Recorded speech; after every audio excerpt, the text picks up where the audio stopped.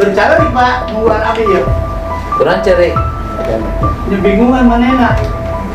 Ya bentar dong, Anda kan di ini terus, giliran saya dong yang ngomong.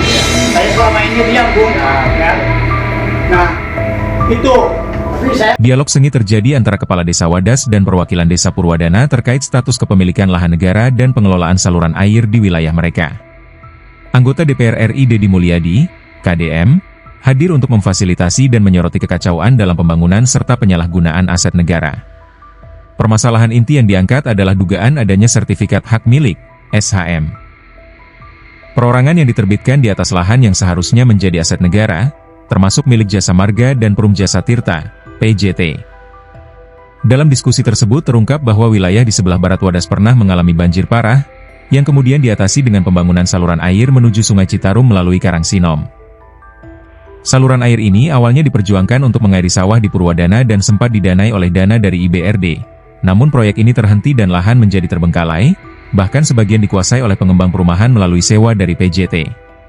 Saat ini, saluran air yang seharusnya mengalir ke Purwadana mengalami penyumbatan sehingga menyebabkan banjir tahunan.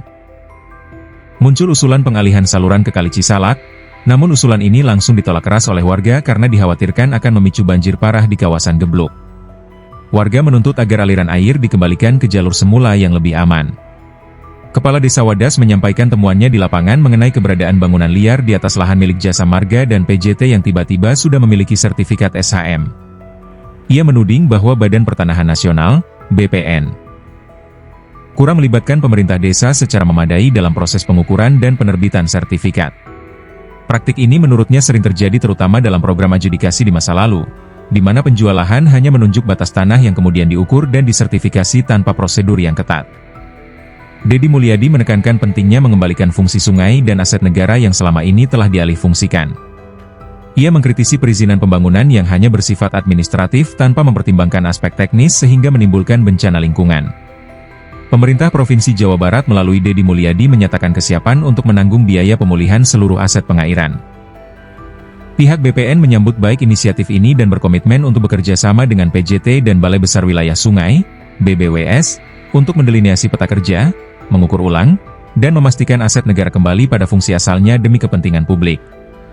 Diskusi ini ditutup dengan kesepakatan bersama bahwa semua pihak akan segera turun ke lapangan untuk memulai proses penertiban dan normalisasi aset secara berkelanjutan demi menjaga kelestarian lingkungan dan kesejahteraan masyarakat. Boleh, Sob. Baik, Pak. Saya kebetulan waktu kecil adalah pelaku yang memperjuangkan saluran air ini. Kenapa demikian? Yang pertama, daerah pesawahan di sebelah barat itu daerah mana Pak Jujun ya? Wadas sebelah barat itu kebanjiran oleh Abah Mbeh almarhum, dibuang ke Citarum Pak, lewat Karangsinom. Cuman kan waktu itu tidak didukung oleh apa yang disebut dengan konstruksi, hanya digali-gali aja. Mengakibatkan si air itu terabrasi dan makin besar Pak. Dibuatkanlah talang, tapi talang juga ambrol terus, sehingga mengakibatkan beberapa dekade Sukamakmur yang tadinya tanah pengairan jadi susah air mengandalkan hujan. Nah, dari peristiwa itu karena Mbah Mbeh adalah ketua KUD, mengundang pengurus KUD dan tokoh pertanian antara lain ayah saya sendiri, Bapak Ruyat, PPL, Bapak Haji Sarip sudah almarhum, membicarakan ini, yang akhirnya direspon oleh rakyat Purwadana. Sekalian kalau begitu Purwadana minta untuk jadi tanah pengairan, karena tanah darat tadinya Pak. Alhamdulillah waktu itu karena Mbah Mbeh dekat dengan Bapak Gubernur, Bapak Aang Gunai. Download Tribun X sekarang, menghadirkan lokal menjadi Indonesia.